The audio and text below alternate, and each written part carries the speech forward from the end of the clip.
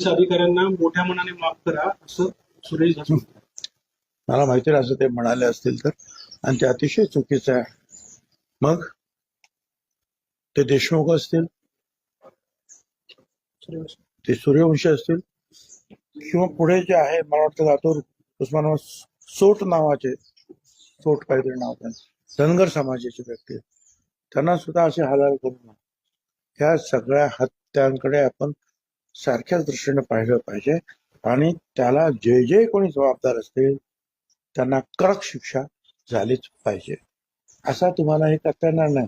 याच्यामध्ये माफ करा का का माफ करा, तो दलित समाजाचा आहे म्हणून त्याचं झाला, त्याला मारून टाकलं तर चालतंय.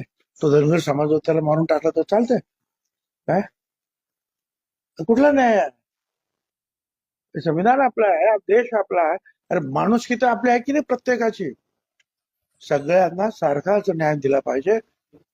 जे जे याच्यामध्ये दोष आहेत त्यांना कडक शासन झालं पाहिजे. आणि कोणाच्याही बाबतीमध्ये जे आहे, एकदा ही सुरुवात झाली काय तर मग सगळे सुटतील. सगळ्याच केसेस मध्ये मागणी होईल. आणि ती चालणार आहे का तुम्हाला? आणि तुम्ही सांगता म्हणून ते कोणी कोर्ट ऐकणार आहे का?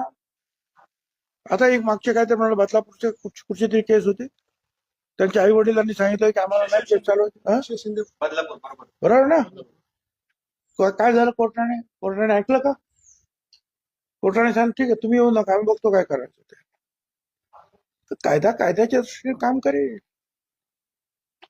आणि सगळ्यांना सारखा न्याय मिळाला पाहिजे. तो मराठा समाजाचा असेल, तो दलित समाजाचा असेल, तो धनगर समाजाचा असेल, कुठलाही समाज असेल. माणसाने माणसावर केलेले ज्या त्या प्रकारचे अत्याचार असतील, मृत्यू